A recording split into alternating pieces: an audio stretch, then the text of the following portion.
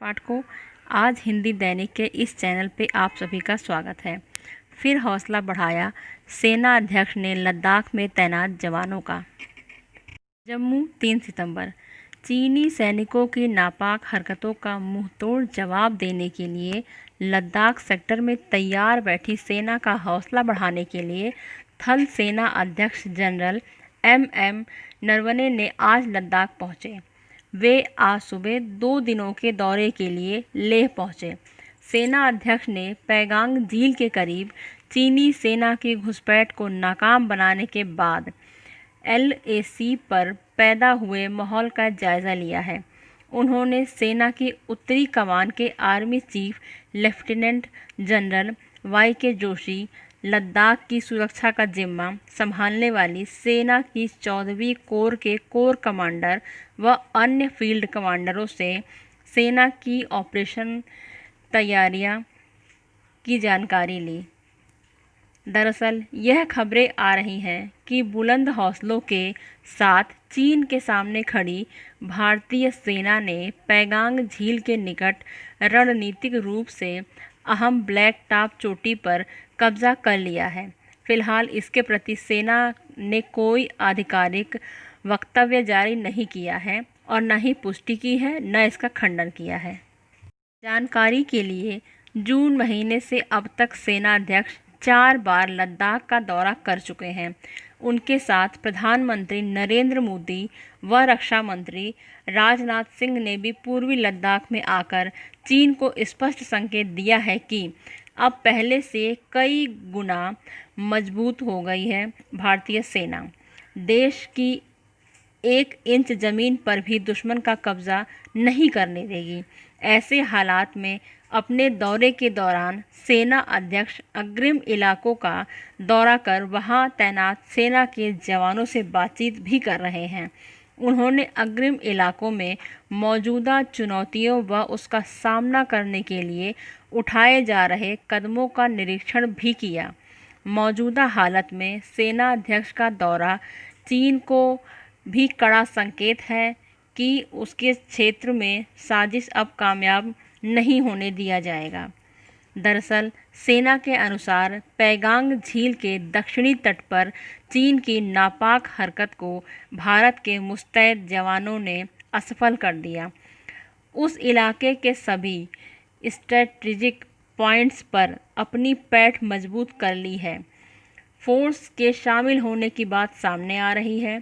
सेना ने पूर्वी लद्दाख में वास्तविक नियंत्रण रेखा LAC से लगे सभी क्षेत्रों के समग्र निगरानी तंत्र को और भी मजबूत कर दिया है।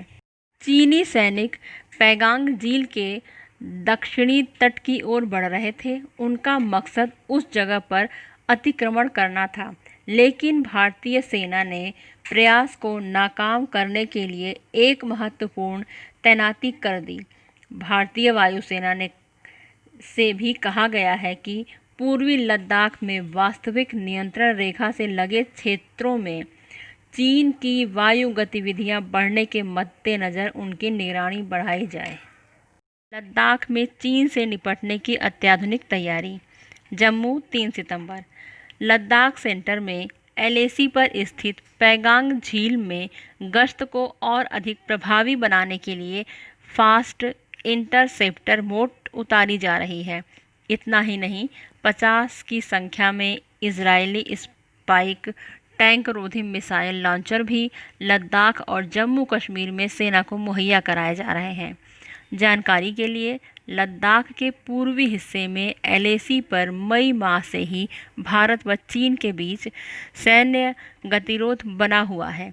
ऐसे में पूर्वी लद्दाख में LAC पर अब दिन या रात में भारतीय सेना किसी भी वक्त चीन के सैनिकों की हर हरकत को भांप लेंगे। के लिए अभूतपूर्व तैयारी शुरू की गई है।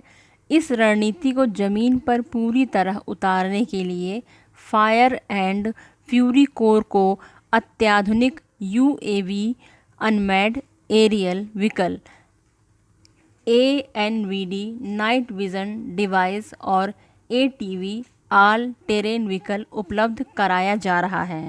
इस समय भारतीय सेना ने दौलत बेग, ओल्डी, गलवान घाटी, पैगांग झील व चुशूल सेक्टर में करीब 40,000 जवान व अधिकारी ऑपरेशनल मोड में तैयार किए गए हैं। यह तैनाती फायर एंड फ्यूरी कोड, इसे 14 कोर भी कहा जाता है, के जवानों व अधिकारियों के अतिरिक्त है। सेना की 14वीं कोर ही लद्दाख में सरहदी इलाकों की जिम्मेदारी संभालती है। एक सैन्य अधिकारी ने बताया कि पूर्वी लद्दाख में LAC पर कई जगह सड़कें नहीं हैं। इन इलाकों में ATV ही मुफीद है। इससे जवानों का मनोबल और विश्वास भी बढ़ता है, साथ ही दुश्मन पर एक मनोवैज्ञानिक दबाव भी पड़ता है। बीते कुछ सालों के दौरान पूर्वी लद्दाख में चीन के अतिक्रमण के ट्रेंड का जो आंकलन किया गया है, उसमें एक बात यह भी साफ होती है कि LAC पर चीन के इलाकों में सड़क नेटवर्क बेहतर है और उसके जवानों की आवाजाही हर जगह आसान होती है, जबकि भारतीय इलाके में ज़्यादा कठिनाइयाँ हैं।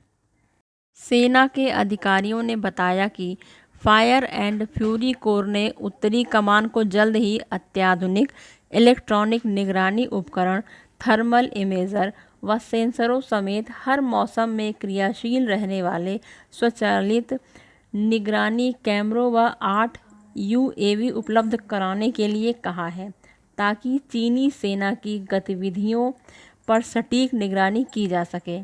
इसके साथ ही LAC पर पथरीले, रेतीले, पहाड़ी व बर्फीले रास्तों में आवाजाही के लिए ATV के अलावा मोबाइल बंकर, छोटी बख्तरबंद गाड़ियां भी मांगी गई हैं।